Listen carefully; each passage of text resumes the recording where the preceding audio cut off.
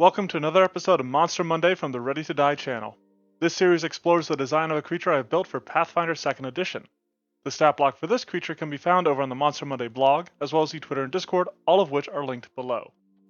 Being completely honest, I thought I had posted the Pukei-Pukei to the blog a while back. Turns out I posted it before I even started the blog, and just never got around to putting the poor guy on it. So, without further ado, here is the poisonous Pukei-Pukei from Monster Hunter.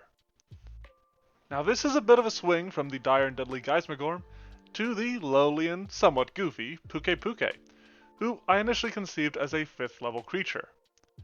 This kind of felt a little low to me, but I ran it by the gang over the Monster Monday Discord, and they tended to agree. I did design this doofus as a dragon, envision it being in the Drake line of creatures alongside the likes of the Wyvern. My choice to tap into this did inform some of my design decisions, so let's get into them. As is tradition, we start by looking at ability scores. I've always felt that this guy seemed a little clumsy, but it still packs a punch. This led to me giving it a high strength, establishing that as its primary attack stat and ability score. Right behind it though is a moderate constitution, because this is a creature that deals in toxins, and while it has an immunity to poisons, as per Monster Hunter, it feels right to me for it to have a higher constitution because of that. Its dexterity and wisdom are both low, but I decided against a completely animalistic intelligence. As can be seen in the Witcher event, the Pukei-Pukei recognizes and expresses its gratitude to Geralt after he frees it from the vines.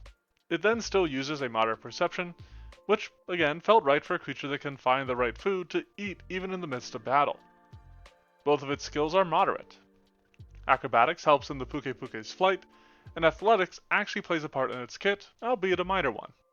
Onto its defenses, the Pukei-Pukei uses a moderate armor class, which is based on that low dexterity and the aforementioned clumsiness that it displays. On the other hand, the Pukei-Pukei has a moderate constitution. Because of this, it uses high hit points, which also balances out this slightly less potent armor class. As I mentioned in the last block, the Pukei-Pukei is immune to poison, which is something that is definitely overused in PF2E, but it does at least have a weakness to electricity, again based on the weaknesses in its home game. Its fortitude save is high, in accordance with its constitution, and natural resilience to toxins, and in my original design I had also used a high reflex. I realized that wasn't quite in accordance with the other choices I had made, and so reflex was reduced to a moderate value. This leaves its will save at a low bonus, since it is a mentally simplistic creature. There's something going upstairs, but it's not much. That brings us to the Pukei-Pukei's offense numbers. As a quick aside, I just thought this was kind of funny, all of its strikes start with a T. All of them use a high attack bonus, which again I'm not entirely certain if I should be differentiating these values more, but it seems to be working out fine. Its tail is slapping at high damage. That long reach is valuable and sweep is handy, but I would argue that the traits and features of its other strike make them of equal value. For example, its talons deal low damage, but having the agile trait and being usable in Draconic Frenzy are big points in its favor. Finally, there's its tongue. Now this has the longest reach of all its attacks, and hits at moderate damage, but in addition to all of that, it also has Knockdown, an ability to trip up enemies trying to close in on it. This can help slow down the fight considerably, and helps bring it on par with the likes of its tail. Now, the latter two of these strikes play directly into the Pukei-Pukei's first ability, its Draconic Frenzy. This is a pretty standard dragon ability that allows them to pack 3 strikes into 2 actions, which usually affords them extra mobility.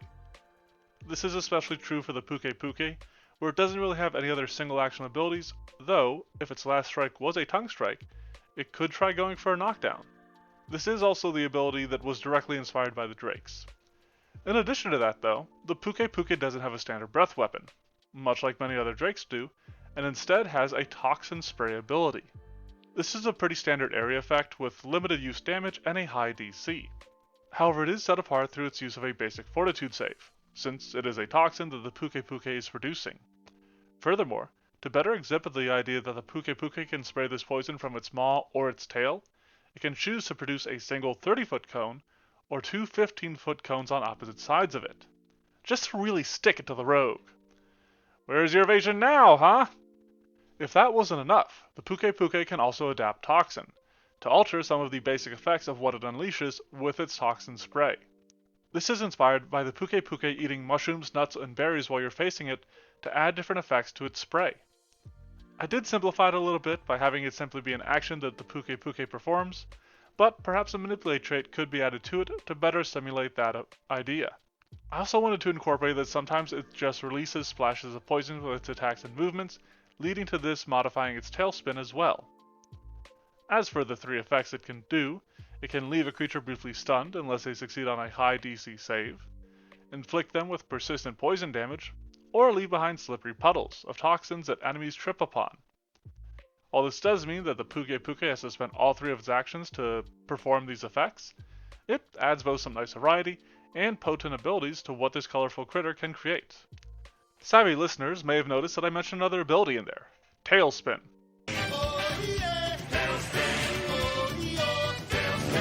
No, not that one. As 2 actions, the Pukei-Pukei can spin around to strike all creatures within 10 feet using its tail. It made sense for these strikes to use the same multiple attack penalty to me, similar to effects like Swipe, but I didn't want this ability to just be the best option for the Pukei-Pukei to continually use. I hope the flat -2 on all these strikes is enough to balance it out, but I'll admit, I'm a little worried that letting Adapt Toxin apply its effects to this may have made it too good. Please feel free to let me know what you think on that regard. Rounding out this Toxic Terror's toolkit is Battering Wings.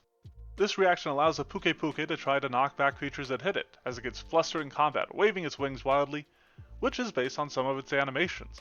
This might be able to save the Pukei-Pukei from getting smacked around too much. A creature that spends an action to stride and then strike that triggers this reaction may get knocked back, and have to spend another action to engage with the Pukei-Pukei once more, instead of getting another strike in. Even better is if the Pukei-Pukei critically succeeds, because then the creature also has to stand up and then stride back into combat, which is another action spent not beating up our poor poison-pouring personage. This time around, I did something a little different for the Pukei-Pukei's gear. Rather than building a unique weapon or armor, I added something that I'm kinda surprised doesn't already exist. The Venomous rune fills the same slot as runes such as Flaming or Corrosive, but inflicts poison damage instead. This is based on both the poison attack seal provided by the Pukei-Pukei's armor, as well as the poison damage on all of its weapons.